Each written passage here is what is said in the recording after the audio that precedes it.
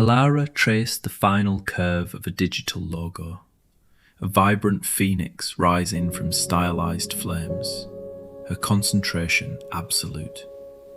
Her home office, a bright, plant-filled sanctuary, hummed with the quiet whir of her powerful workstation. As a graphic designer, her days were a demanding ballet of precision and imagination, often tethering her to her ergonomic chair for hours on end.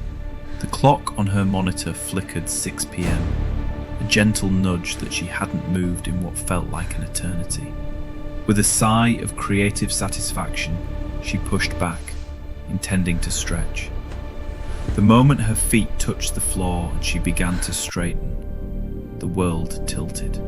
The vibrant hues of her latest design project bled into one another, turning the crisp lines of her monitor into a shimmering, indistinct blur. A wave of nausea crested, pulling her core into a hollow space, and the room spun, not gently, but with a violent centrifugal force. Her hand instinctively shot out, gripping the cool edge of her wooden desk, knuckles white as she waited for the dizzying kaleidoscope to settle. A cold sweat pricked her skin, and the air seemed to thin, each breath a conscious effort. This wasn't new.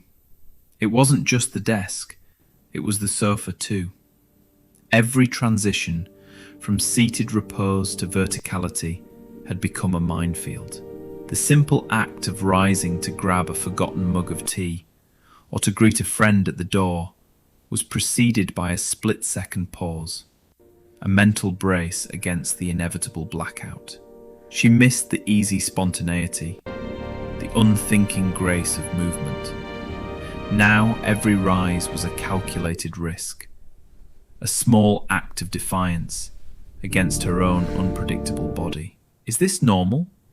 She wondered, a familiar dread coiling in her stomach. Am I just imagining it, or is something truly wrong? The fear of an undiagnosed, serious condition gnawed at her, turning routine moments into anxious, dizzying pauses.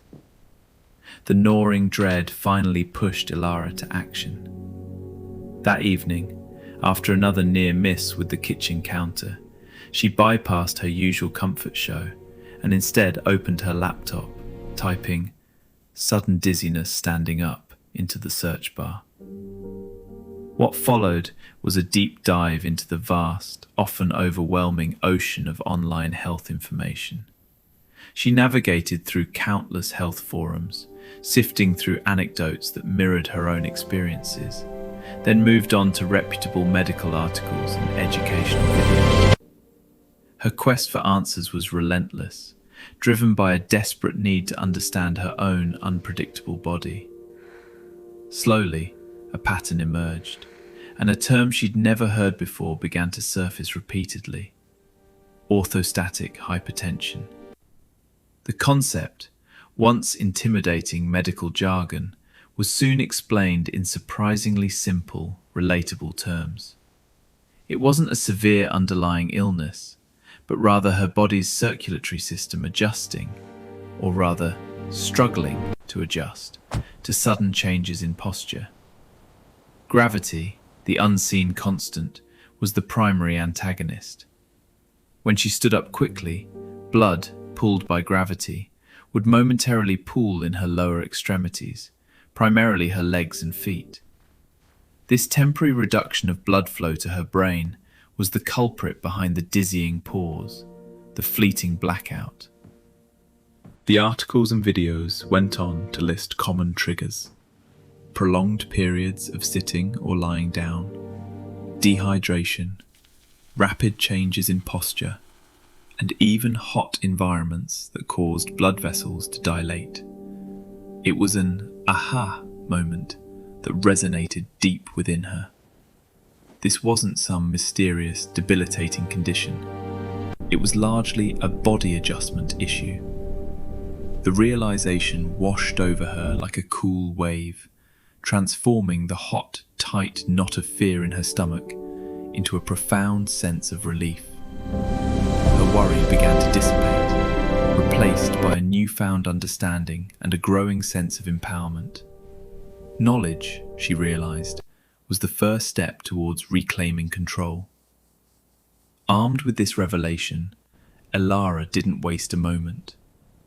The very next morning, before her feet even touched the cool floor, she put her new understanding into practice. She sat at the edge of her bed, consciously wiggling her toes, flexing her ankles, and taking 3 slow, deep breaths, allowing a few precious seconds for her body to prepare.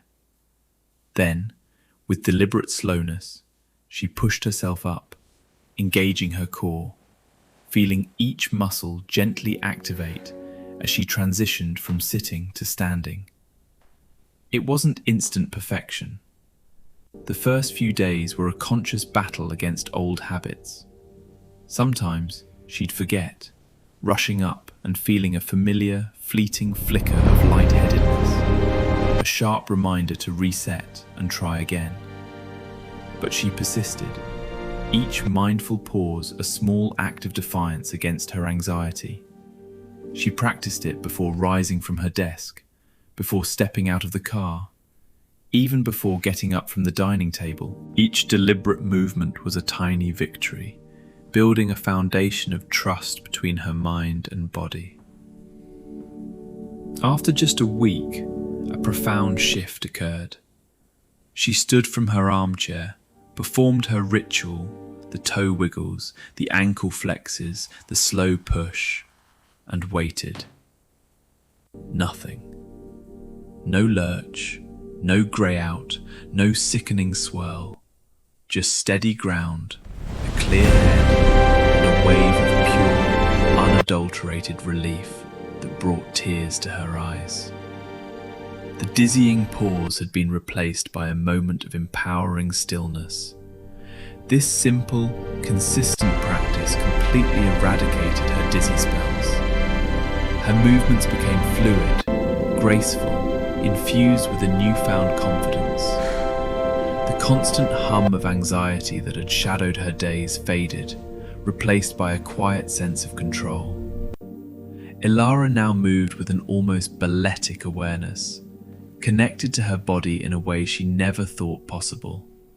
She walked through her life with a lightness she hadn't felt in years, a freedom born not from a cure, but from a profound understanding and a gentle, consistent act of self-care.